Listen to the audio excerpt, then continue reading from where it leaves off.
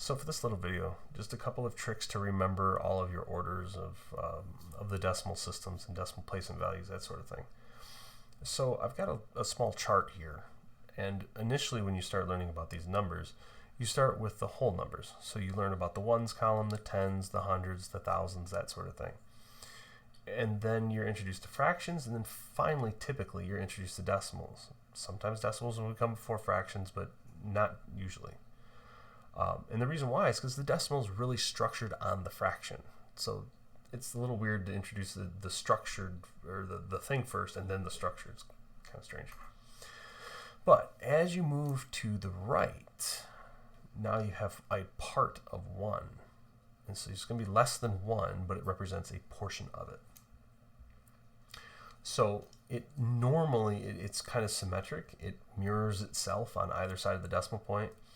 The problem becomes this 1 column.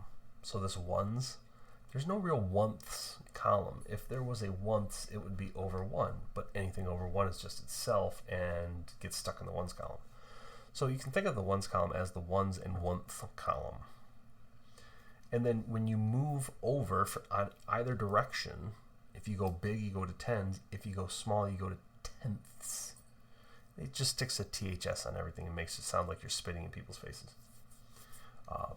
But they have this decimal structure, this power of 10 structure. So you notice that the ones are 10 to the 0. If you put that in your calculator, you'll get 1. 10 to the first is 10. 10 to the 2, or 10 squared, is 10 times 10, which is 100. And 10 times 10 times 10 is 1,000. 10 cubed. 10 to the fourth is 10,000. Yada yada yada. It's funny because if you look at the zeros, 10,000, thousands, hundreds, tens, the number kind of matches the number of zeros in that value. So 10,000 has 4 zeros. Well, it has 10 to the 4.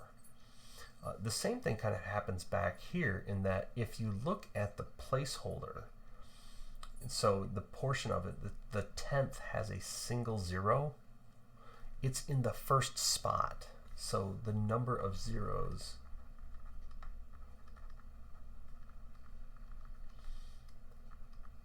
is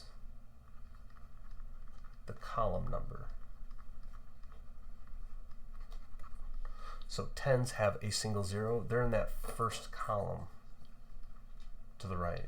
Hundreds have 2 zeros. They're in the second column. Thousands have 3. 4,000s have, or 10,000s have 4. 100,000s have 5.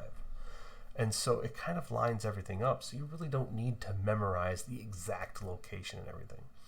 But there is a structure behind it. And so this is kind of showing you that there is that structure of tens, powers of tens.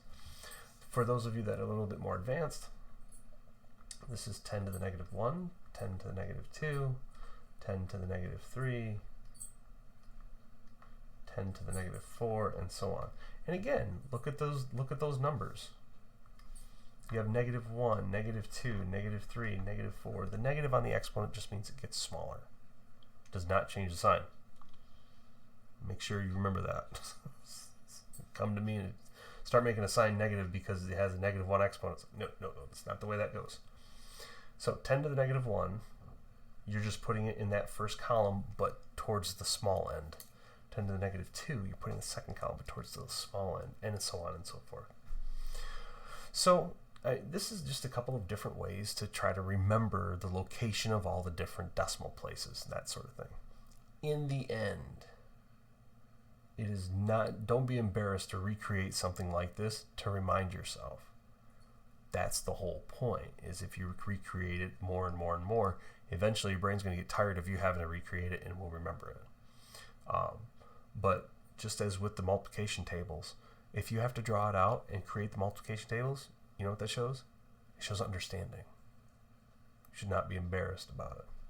And anybody that embarrasses you should be embarrassed by embarrassing people.